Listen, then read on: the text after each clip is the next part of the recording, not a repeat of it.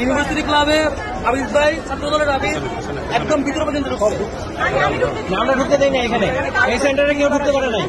21 হলে এখানে বাবা ঢুকতে পারে নাই, 21 হলে স্টপ, 21 হলে এখানে ঢুকতে পারে নাই।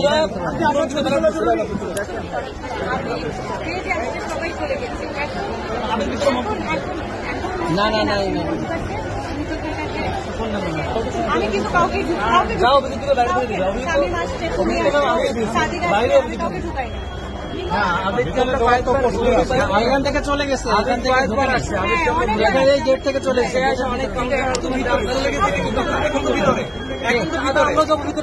আমরা ঢুকবো না এখনো ভিতরে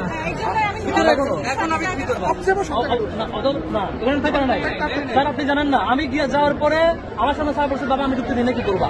তারপরে আমি যখন বলছি সাথে ঢুকতে দিচ্ছে এর ঢুকতে দিতে হবে কি করতেছেন তত লোকাচ্ছেন কেন। তারপর 30 মিনিট আমাদেরকে দাঁড় করে তারপর ঢুকতে দিচ্ছেন, আপনি খোঁজ নেন। আচ্ছা আমি সকালবেলা গিয়েছিলাম, আমি প্রত্যেক সেন্টারে ঘুরতেছি, ওখানে ঢুকতে দেয় না স্যার। ঠিক আছে? তো আমার এটা আপনি এখন skip করতে পারেন। আরো যদি এরকম আইডি কার্ড থাকে স্যার আপনি ইলেভেন ওনার এখন ফোন দেন, ইলেভেন সেন্টার যিনি ঠিক ওনারা ফোন দেন, ফোন দিলে উনি স্বীকার করবে 10:30 পর্যন্ত কোনো অবজারভারকে ঢুকতে দেওয়া হয় না, কোনো মিডিয়া ঢুকতে দেওয়া হয় না। আমি যাওয়ার পরে আধা ঘন্টা আমাদের দাঁড় করে রাখার পরে তারপর ঢুকতে দেওয়া হবে। অনেক মিডিয়াকে লাইভ করতে দেয় নাই। আচ্ছা ওই সেন্টারে একটা লম্বা লাইন ছিল। না স্যার এই ব্যাপারটা না স্যার, ওটা ম্যাম এসে বলছে মেয়েরা ওইগুলো শেয়ার ছিল, আমি ওখানে মেয়েদের সমস্যা হচ্ছে তাই বলে এই জন্য এটা কারণ না।